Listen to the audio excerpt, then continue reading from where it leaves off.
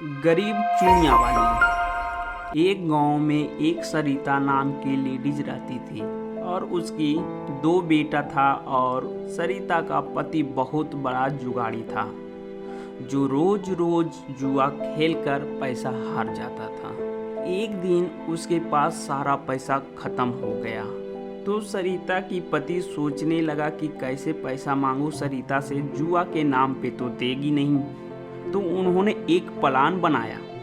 Plan यह था कि सरिता को बोलूँगा कि मैं एक नया बिजनेस चालू करने जा रहा हूँ तो वह पैसा दे देगी। तो उसके पति सरिता के पास गया और बोला, सरिता जरा इधर सुनो। तो सरिता उसके पास आया और बोली, क्या बात है जी, आज बहुत प्यार से आपने हमें बुलाए हो।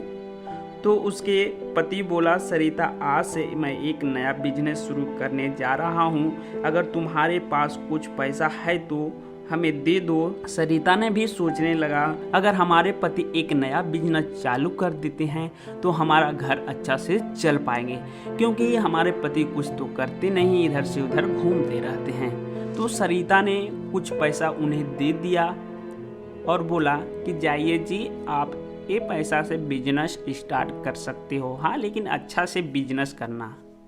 तो उसके पति ने बोला, हाँ मैं अच्छे से ध्यानपूर्वक बिजनेस स्टार्ट करूँगा। और उसके पति के हाथ में पैसा जैसे ही गया उसके अंदर मन में खुशी आ गया और वह फिर से जुआ खेलने निकल पड़ा और फिर से सारा पैसा वह हार गया और फिर उदास होकर अपने घर आ गया। घर जैसे ही आया तो सरिता ने बोला, क्या हुआ जी, इतनी उदास हो। तो उसके पति ने बोला, क्या बताऊं, हमें और बिजनेस में पैसा की ज़रूरत है, हमें घाटा हो रहा है, पूरा सामान नहीं लगा पाऊंगा तो उतना फ़ायदा नहीं हो पा रहा है। तो सरिता बेचारी ने सोचने लगी, क्या करूं, अब तो हमारे पास पैसा नहीं है, सारा कुछ मैंने तो आपको दे दिया था। तो उसकी माँ ने एक सोने की हार दी थी तो वह उसके पास बचा हुआ था।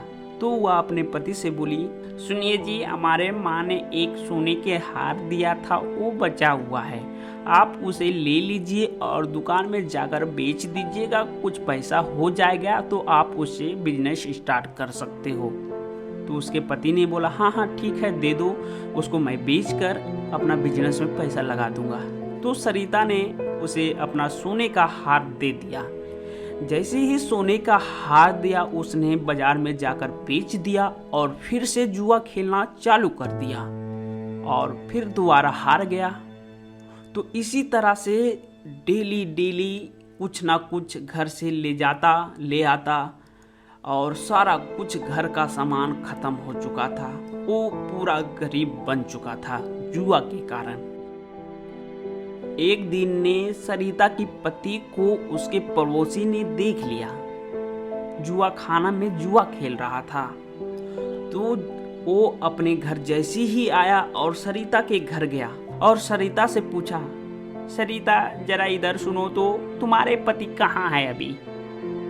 सरिता ने बोली, मेरे पति तो मार्केट गए हैं बिजनेस करने के लिए। नहीं सरिता, मैंने अपने आंखों से देखा हूँ कि तुम्हारा पति जुआ खाने में जुआ खेल रहा है। इतना कहते ही सरिता ने सारी बात को समझ गई कि उतना दिन से इन्होंने हमारे साथ चीटिंग कर रहे थे और जुआ में सारा पैसा हार रहे थे।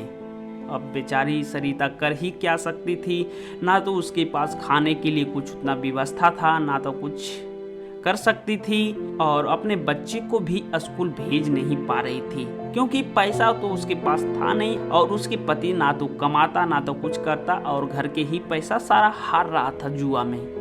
तो इसी तरह से उसका जिंदगी चल रहा था। और एक दिन सरिता ने सोची कि मुझे ही कुछ करना पड़ेगा, क्योंकि मेरा पति तो नालायक है। तो सरिता मन में ही ठान लिया, अब मैं अपने घर के सामने ही एक चूड़ी की ठेला लगाऊंगा और मैं उससे कुछ इनकम कर पाऊंगा। और सरिता ये भी सोचने लगी कि पैसा कहाँ से लाऊंगा। लेकिन उसकी माँ ने एक सोने की चूड़ियाँ दी थी, उसने वह बेच दिया। बेच देने के बाद उसने बहुत सारा चूड़ियाँ ले लाया और अपने घर के सामने एक चूड़ियाँ का ठेला लगाने लगी और चूड़ियाँ वहाँ से बेचने लगी। चूड़ियाँ भी बहुत बिक जा रहा था और उनका घर चलने लगा। जैसे ही डेली सरिता कुछ रुपया कमाती, घर में रखती, उसका पति पैसा चुरा कर जुआ खेलने चला जाता। सरिता फिर से तंगी आ गई थी कि अब क्या करूं, जो भी पैसा कमा रहा हूं हमारे पति है जो कि वो जुआ में हार जा रहे हैं। तो बहुत परेशान हो चुकी थी। और एक दिन की बात है, सरिता चूड़ियाँ बेच रही थी, उसके सामने एक दुकानदार आया। उनका बहुत बड़ा एक दुकान था। उन्होंने सरिता से बोला, सरिता तुम सुनो, मेरा एक बहुत बड़ा दुकान है, अगर उसमें तुम रह सकती हो तो रहने के लिए एक लेडीज की ज़रूरत है, तुम रह सकती हो। सरिता ने भी तैयार हो गया कि अब क्या कर सकता हूँ मैं यहाँ तो मेरे लिए कुछ है ही नहीं, सारा जो भी कमाता हूँ सब खत्म कर दे रहा है। तो सरिता ने अपने बच्चे के साथ उस दुकान में चला गया और उसे 10,000 रुपया महीना देना चालू कर दिया वो दुकानदार ने, और अपने बच्चे को भी स्कूल भेजने लगा। कुछ दिन काम की सरिता, इसी तरह से इनका ज़िंदगी चलने लगा। अपने बच्चे को पढ़ा पा रही थी, अच्छा से खा रही थी, पी रही थी, सब कुछ अच्छा से चलने लगा।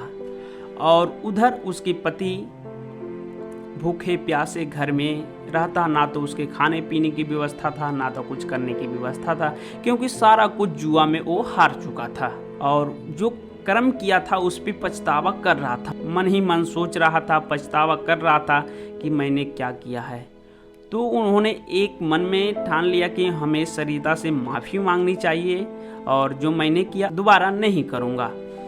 तो एक दिन ने सरिता की पति उसके पास गया और जाकर बोला, सरिता मुझे माफ़ कर दो, मैंने जो किया है उस पे हमें पछतावा हो रहा है, अब ऐसा नहीं करूँगा, हम दोनों मिलकर चूड़ियाँ बेचेंगे। और कौन नहीं चाहता कि हम सभी परिवार एक साथ रहें। और सरिता ने उसके हाव भाव को पहचान ली और मन में सोचा कि ये बंदा सुधर गया है। और वह वहाँ से अपने घर चला गया और फिर से वह अपना चूड़ी की दुकान लगाने लगा और चूड़ियाँ बेचने लगा, पति पत्नी दोनों मिलकर, और घर अच्छे से चलने लगा, खाने पीने का सारा कुछ व्यवस्था होने लगा। और इसी तरह से सभी परिवार खुशी खुशी रहने लगा।